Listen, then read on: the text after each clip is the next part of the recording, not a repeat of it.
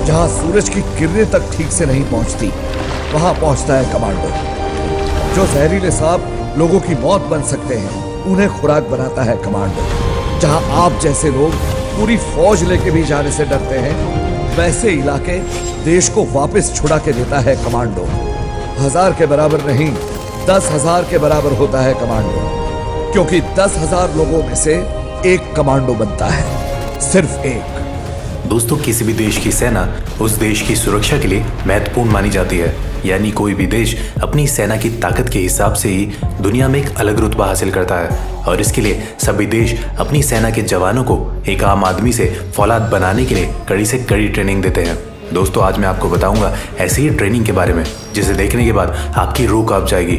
और एक बात दोस्तों, इस वीडियो में मैं आपको पाकिस्तान की फोर्सेस की ट्रेनिंग के बारे में भी बताऊंगा, जिसे देखे बिना आप वीडियो को स्किप मत करना, क्योंकि भले ही पाकिस्तान की सेना को बार बार हिंदुस्तान की सेना ने मात दी हो, लेकिन पाक की सेना के जवानों को भी एक कठिन ट्रेनिंग के दौर से गुजरना पड़ता है। तो दोस्तों चलिए अब बिना देर किए आज का ये वीडियो शुरू करते हैं। नमस्कार दोस्तों, द मिस्ट्री आइलैंड पर आपका स्वागत है एक बार फिर से।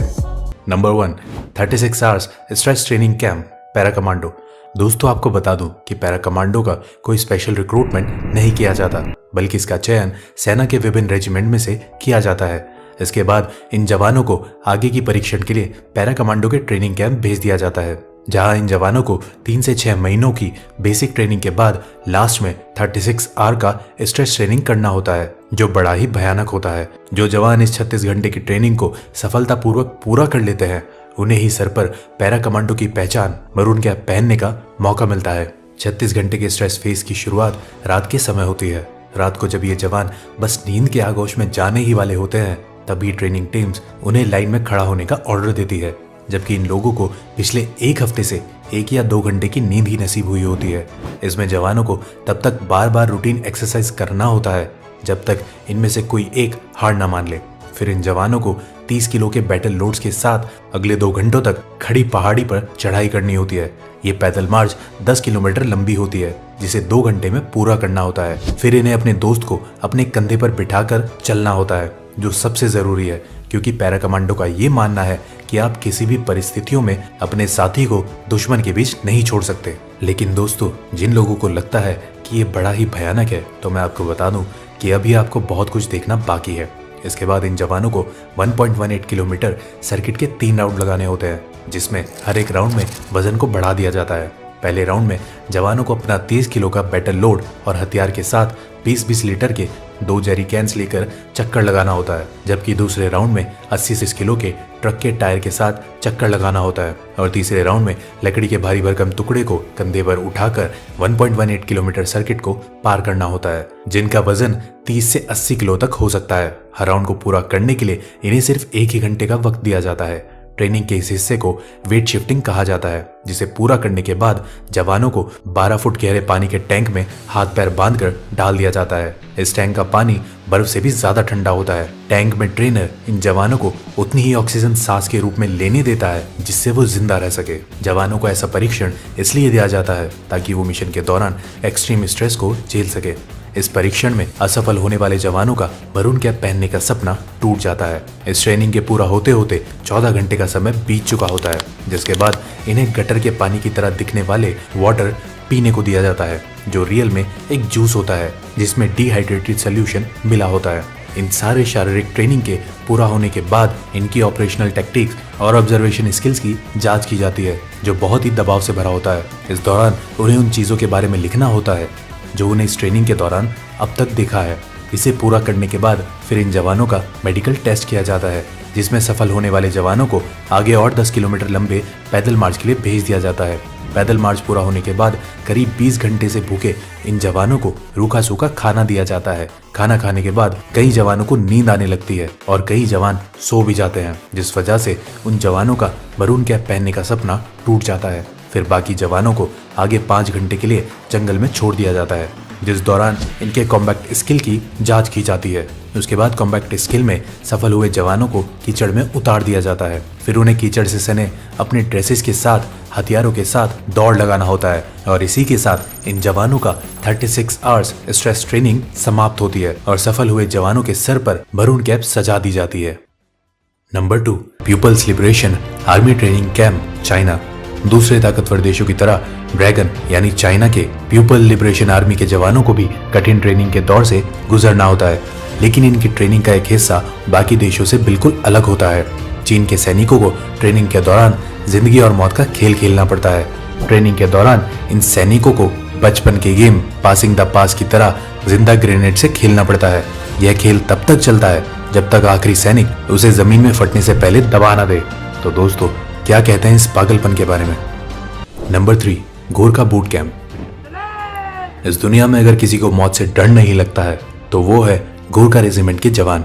तभी तो भारत के पूर्व सेना अध्यक्ष रहे सैम मॉनिक शाह ने कहा था कि यदि कोई व्यक्ति कहता है कि उसे मरने से डर नहीं लगता तो वह या तो झूठा है या फिर गोरखा है। दोस्तों, इस रेजिमेंट के भरोसे तो अंग्रेजों ने सेकेंड वर्ल्ड वॉर में हिटलर से टक्कर ली थी। अपनी मिट्टी के लिए पलक झपकते ही जान कुर्बान करने को तैयार गोरखा जवानों की भर्ती के लिए हर साल बूट कैंप का आयोजन किया जाता है, जिसमें 10,000 से ज्यादा युवा शामिल होते हैं। और फिर इन हजारों युवाओं में से कुछ 100 जवानों को कई टेस्ट के बाद आगे की ट्रेनिंग के लिए चुना जाता है। ऐसा नहीं है कि जो युवा बूट कैंप में चुन लिए गए वो गोरखा रेजिमेंट का हिस्सा बन चुके हैं। बूट कैंप में चुने गए युवाओं को इसके बाद भी कई तरह के टेस्ट से होकर गुजरना होता है। चुने गए युवाओं को ट्रेनिंग से पहले 25 किलो वजन के साथ पहाड़ी जैसी चढ़ाई वाले इलाके में करीब 1 घंटे की रेस में सफल होना अनिवार्य है, तभी वो आगे की ट्रेनिंग के लिए चुने जाते हैं। रेस में सफल होने वाले जवानों को कुछ बेसिक ट्रेनिंग देने के बाद उन्हें आगे की ट्रेनिंग के लिए बेस कैंप भेज दिया जाता है, जहां से ये जवान दुश्मनों के लिए काल बनकर ही बाहर निकलते हैं। गोरखाओं के बारे में कहा जाता है कि गोरखा जब एक बार अपना खूखड़ी निकालता है तो वह अपने दुश्मनों का खून बहाए बिना मैदान में नहीं जाता।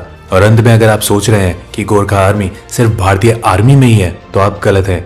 नेपाल आर्मी और भारतीय आर्मी के गोरखा रेजिमेंट के अलावा ब्रिटेन आर्मी का गोरखा ब्रिगेड बहादुरी के लिए मशहूर है। अपनी बहादुरी से गोरखा पलटन ने हिंदुस्तान के लिए कई युद्ध जीते हैं। Number 4, Vietnam special forces training camp. Vietnam special forces people's army of Vietnam के लिए काम करता है, जिसके जवानों की ट्रेनिंग की शुरुआत इन कांटेदार बारों पर नंगे पांव चलने से होती है। फिर इन जवानों को एक एक कर इन नुकीले बारों पर लिटा दिया जाता है, जिसके ऊपर से बाकी के जवान चलकर उसे पार करते हैं। इस तरह की ट्रेनिंग पूरी होने के बाद इन जवानों को शारीरिक रूप से मजबूत बनाया जाता है, जिसमें इन जवानों के हाथ, पैर, सर और कंधों पर पत्थर रखकर उसे हथौड़े से तोड़ा जाता है। इसके बाद इन जवानों को नुकीले कील पर नंगे पीठ के बल लिटा दिया जाता है। फिर उनकी चेस्ट पर एक बड़ा सा पत्थर रखकर उसे हथौड़े से तोड़ा जाता है।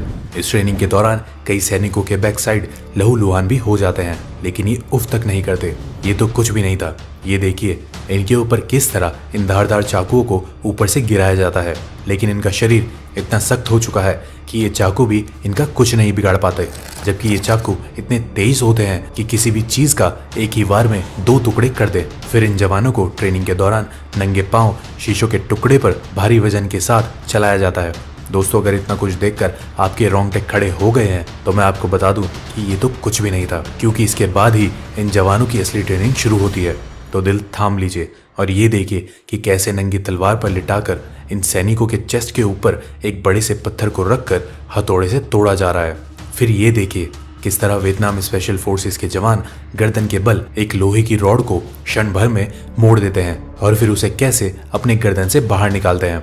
इन सारी ट्रेनिंग को पूरा करने के बाद इन जवानों का शरीर लोहे से भी सख्त हो जाता है। अगर आपको विश्वास नहीं हो रहा है तो ये वीडियो देखिए।